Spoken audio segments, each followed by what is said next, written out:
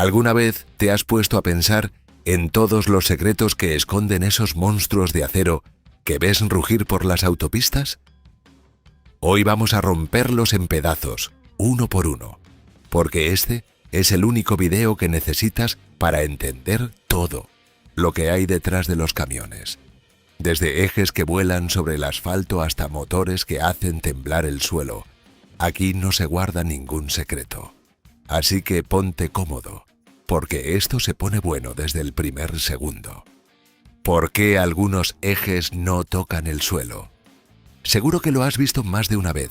Un camión enorme circulando por la carretera con uno o dos ejes completamente levantados en el aire. ¿Un fallo mecánico? ¿Un descuido del conductor? Para nada. Es exactamente lo que se supone que debe pasar. Y tiene una lógica brillante detrás. Pues los ejes son los pilares sobre los que descansa todo el peso de un camión.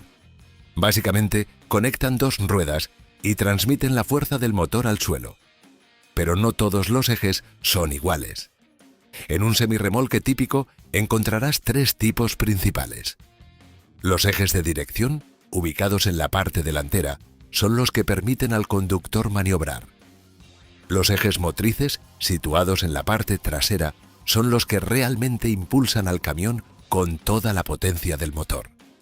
Y luego están los ejes portadores o elevables, esos compañeros adicionales que entran en acción solo cuando hacen falta. ¿Y cuándo hacen falta? Cuando el camión va cargado hasta los topes. Con plena carga, estos ejes se bajan para repartir el peso de manera equitativa entre todas las ruedas, lo que mejora el agarre sobre el asfalto en condiciones complicadas como lluvia, o en nieve o hielo. También distribuye la presión sobre el pavimento, reduciendo el daño a la carretera. Y por si fuera poco, permite al conductor cumplir con los límites legales de peso por eje que exigen las autoridades en cada jurisdicción. Pero cuando el camión va vacío o con carga ligera, ¿para qué cargar con el desgaste y la fricción extra de esas ruedas adicionales? Levantarlos reduce la resistencia a la rodadura y mejora el consumo de combustible. También prolonga la vida útil de los neumáticos y de los propios ejes, que no acumulan kilómetros innecesarios. El sistema funciona a través de la suspensión neumática del camión. Con solo pulsar un botón en la cabina, el conductor infla unas bolsas de aire que elevan el eje con precisión milimétrica. Al desactivarlas, el eje vuelve a su posición de trabajo. Simple, yendo elegante y tremendamente efectivo. Dato curioso, en algunos modelos de Volvo, la función de elevación del eje tándem puede activarse de forma automática según la carga detectada por el sistema, sin que el conductor tenga que intervenir manualmente. En materia de seguridad, la ventaja es doble. Con el eje bajado y más neumáticos en contacto con el suelo, la potencia de frenado aumenta considerablemente, lo que se traduce en distancias de frenado más cortas. Además, el peso mejor distribuido da mayor estabilidad en curvas pronunciadas, reduciendo el riesgo de vuelco. Los ejes elevables son, sin duda, uno de esos inventos que hacen la carretera más segura para todos. ¿Por qué los camiones usan diésel y no gasolina? Esta pregunta parece sencilla, pero la respuesta tiene mucha más profundidad de lo que imaginas. A principios del siglo XX, los camiones efectivamente funcionaban con gasolina. Entonces, ¿qué cambió? La clave está en el torque. El torque es esa fuerza rotativa que le permite a un motor mover grandes cargas desde cero, escalar pendientes y mantener velocidades constantes con toneladas de mercancía encima. Para generar más torque, un motor necesita pistones con mayor recorrido. Y un mayor recorrido implica más compresión dentro del cilindro.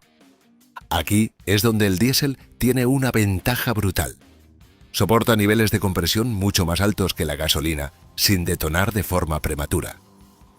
La gasolina, al someterse a esas presiones, explota de manera descontrolada antes de que el pistón llegue a la posición correcta, lo que se conoce como autoencendido o picado. El diésel, en cambio, se está diseñado para encenderse precisamente por compresión, lo que lo convierte en el combustible ideal para motores de alta potencia de trabajo. Además, el diésel tiene una mayor densidad energética que la gasolina. almacena más energía por litro. Eso significa que un camión diésel necesita menos combustible para hacer el mismo trabajo. Tradúcelo en números reales. Los motores diésel superan en eficiencia a los de gasolina entre un 20% y un 35%. Para un camionero que recorre unos 120.000 kilómetros al año, eso puede representar una diferencia de hasta $44.000 anuales solo en combustible. Y si hablamos de una flota de 10 camiones, el ahorro es devastadoramente grande. Pero la eficiencia no es todo. Los motores diésel están construidos con componentes más robustos para aguantar las presiones extremas del ciclo de compresión, lo que se traduce en una durabilidad excepcional. No es raro ver camiones con motores diésel superando el 1.000.000 de kilómetros sin problemas mayores. Eso significa menos tiempo en el taller, menos piezas de repuesto y más tiempo en la carretera generando dinero. Y sobre el futuro eléctrico, la electrificación suena perfecta sobre el papel, pero las baterías necesarias para dar autonomía a un camión cargado pesan varias toneladas, recortando la capacidad de carga útil. Cargarlas lleva horas, no minutos, y reemplazarlas cuando pierden rendimiento tiene un costo astronómico.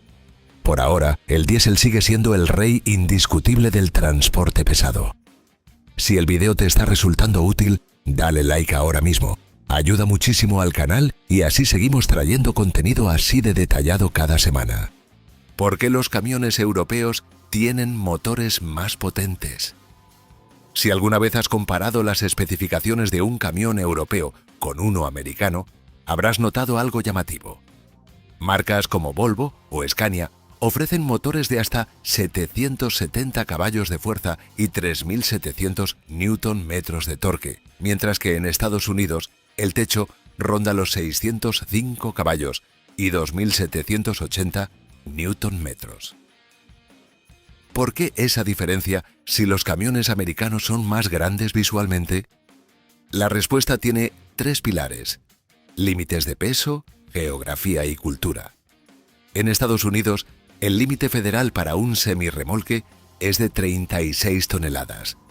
Con esa carga, un motor de 500 caballos con 2.500 Nm de torque hace el trabajo perfectamente en carreteras que son, en su mayoría, planas y anchas. No hay necesidad de más potencia porque la orografía del país no lo exige en las rutas principales. Pero en Europa la situación es completamente distinta. Suecia permite camiones de hasta 90 toneladas en ciertos tramos. Finlandia autoriza 76 toneladas con posibilidad de llegar a 90. Y eso sin contar las carreteras de montaña de los Alpes o los Pirineos, con pendientes pronunciadas y cambios de altitud de varios cientos de metros. Cuando tienes que subir 60 o 70 toneladas por un puerto de montaña, un motor de 16 litros con 3.500 Nm no es un lujo, es una necesidad de supervivencia operativa. Un dato interesante sobre los fabricantes: aunque parezca que cada marca tiene su propio motor independiente, la realidad es más enredada. Detroit es propiedad del grupo Daimler, que también posee Mercedes-Benz.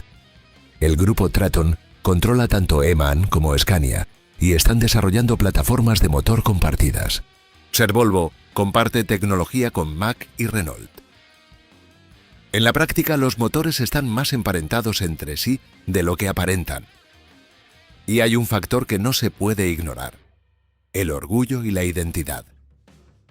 En Europa, muchos conductores propietarios personalizan sus camiones con pinturas, cromados y modificaciones únicas.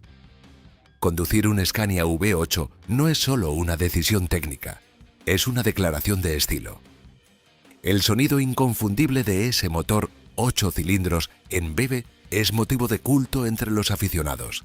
Y en un mercado donde escasean los conductores, tener el camión más impresionante de la autopista también es una herramienta de reclutamiento. El dilema de los camiones de distancia larga. En el mundo del transporte americano, uno de los debates más recurrentes entre camioneros es si merece la pena pasarse a un camión de distancia larga, conocidos como long wheelbase. La distancia entre ejes, que se mide desde el centro del eje delantero hasta el punto medio entre los ejes traseros, puede variar dramáticamente y esa diferencia lo cambia todo. Con la llegada de remolques cada vez más largos, los tractores tuvieron que evolucionar.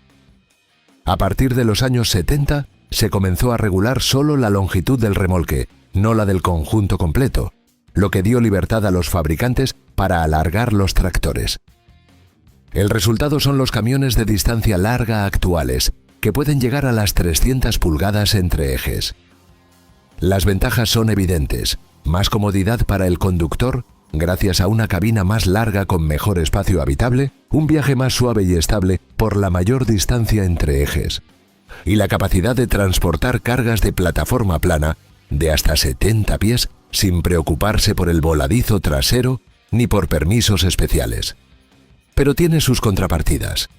El peso es mayor porque el chasis, doble, reforzado, añade kilos al conjunto.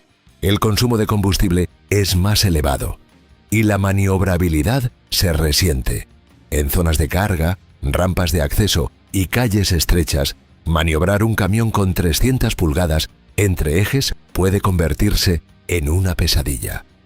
Hay un problema específico muy conocido entre camioneros: la escalada de bordillos.